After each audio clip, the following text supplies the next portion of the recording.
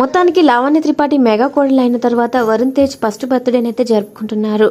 వరుణ్ తేజ్ లావణ్య త్రిపాఠి పెళ్లి చేసుకున్నాక తమ సంసార జీవితాన్ని ఎంతో సాఫీగా కొనసాగిస్తున్నారు.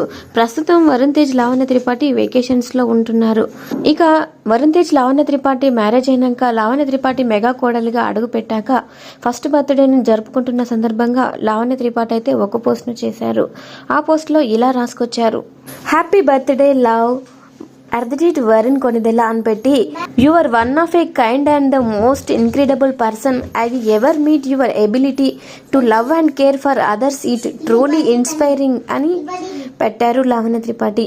ఇక లావణ్య త్రిపాఠి మిస్ పర్ఫెక్ట్ అనే మూవీలో నటించారు. ఇక రీసెంట్ గా మూవీ అఫీషియల్ టీజర్ అయితే డిజ్నీ ప్లస్ హాట్ స్టార్ లో విడుదల చేయడం జరిగింది. ఇక రీసెంట్ గా సంక్రాంతి పండుగను కూడా మెగా ఫ్యామిలీ అయితే చాలా బాగా ఎంజాయ్ చేశారు.